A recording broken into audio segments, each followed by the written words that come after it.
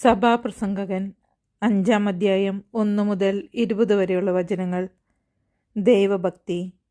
ദേവാലയത്തിലേക്ക് പോകുമ്പോൾ സൂക്ഷ്മതയുള്ളവനായിരിക്കുക. ശ്രദ്ധിച്ചു കേൾക്കാൻ അടുത്തു ചെല്ലുന്നതാണ് വിഡ്ഢിയുടെ ബലിയർപ്പണത്തേക്കാൾ ഉത്തമം. തങ്ങൾ തിന്മയാണ് പ്രവർത്തിക്കുന്നതെന്ന് ഭോഷന്മാർ അറിയുന്നില്ല. വിവേകശൂന്യമായി സംസാരിക്കരുത്.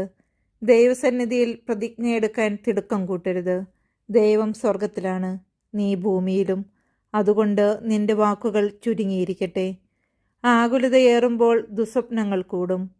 വാക്കുകളേറുമ്പോൾ അത് മൂഢജൽപ്പനമാകും.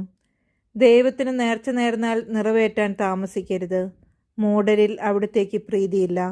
നേരുന്നത് നിറവേറ്റുക. നേർന്നിട്ട് നിറവേറ്റാത്തതിനേക്കാൾ ഭേദം നേരാതിരിക്കുന്നതാണ്. നിന്റെ അധരങ്ങൾ നിന്നെ പാപത്തിലേക്ക് നയിക്കാതിരിക്കട്ടെ.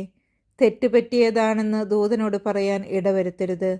വാക്കുകളാൽ ദൈവത്തെ പ്രകോപിപ്പിക്കുകയും അങ്ങനെ നിന്റെ അധ്വാനഫലം നശിക്കാൻ ഇടയാക്കുകയും ചെയ്യുന്നതെന്തിന്? സ്വപ്നങ്ങളേറുമ്പോൾ പൊള്ളവാക്കുകളും വർദ്ധിക്കുന്നു. അതുകൊണ്ട് ദൈവത്തെ ഭയപ്പെടുക. ദാരിദ്ര്യവും സമ്പത്തും. ഒരു ദേശത്ത് ദരിദ്രന്മാർ മർദ്ദിക്കപ്പെടുകയും നീതിയും ന്യായവും നിഷ്കരുണം നിഷേധിക്കപ്പെടുകയും ചെയ്യുമ്പോൾ നീ വിസ്മയിക്കരുത്. മേലാധികാരിയെ അവന് മുകളിലുള്ളവനും അവനെ അവനും മുകളിലുള്ളവനും നിരീക്ഷിക്കുന്നുണ്ട്. ഭൂമിയുടെ വിളവ് എല്ലാവർക്കുമുള്ളതാണ്. രാജാവിനും വിളവിൽ ആശ്രയിക്കാതെ വയ്യ. ദ്രവ്യാഗ്രഹിക്ക് ദ്രവ്യം കൊണ്ട് തൃപ്തി വരികയില്ല. ധനം മോഹിക്കുന്നവൻ ധനം കൊണ്ട് തൃപ്തി അടയുകയില്ല. ഇതും മിഥ്യ തന്നെ.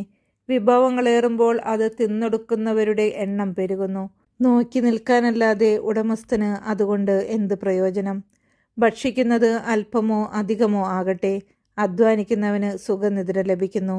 എന്നാൽ അമിത സമ്പാദ്യം ധനികന്റെ ഉറക്കം കെടുത്തുന്നു. സൂര്യന് കീഴെ ഞാൻ വലിയൊരു തിന്മ കണ്ടു. ധനികൻ തൻ്റെ തന്നെ നാശത്തിന് മുതൽ സൂക്ഷിക്കുന്നു.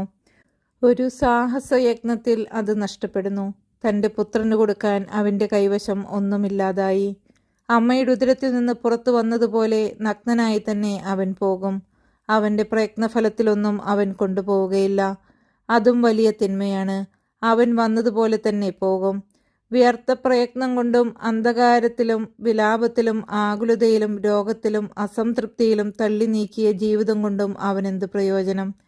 ദൈവദത്തമായ ഈ ഹ്രസ്വജീവിതം മനുഷ്യൻ തിന്നും കുടിച്ചും അധ്വാനഫലം ആസ്വദിച്ചും കഴിക്കുന്നതാണ് ഉത്തമവും യോഗ്യവുമായി ഞാൻ കണ്ടിട്ടുള്ളത്.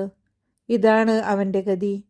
സമ്പത്തും സമൃദ്ധിയും അത് അനുഭവിക്കാനുള്ള കഴിവ് നൽകി ദൈവം അനുഗ്രഹിച്ചിട്ടുള്ള ഓരോ വ്യക്തിയും തൻ്റെ ഈ അവസ്ഥയെ മാനിക്കുകയും അധ്വാനഫലം ആസ്വദിക്കുകയും ചെയ്യേണ്ടതാണ്. ഇത് ദൈവത്തിൻ്റെ ദാനമാണ്. ജീവിതത്തിൻ്റെ ദിനങ്ങൾ കൊഴിഞ്ഞു പോകുന്നതിനെക്കുറിച്ച് അവൻ പര്യാകുലനല്ല. കാരണം ദൈവം അവൻ്റെ ദിനങ്ങൾ സന്തോഷഭരിതമാക്കിയിരിക്കുന്നു.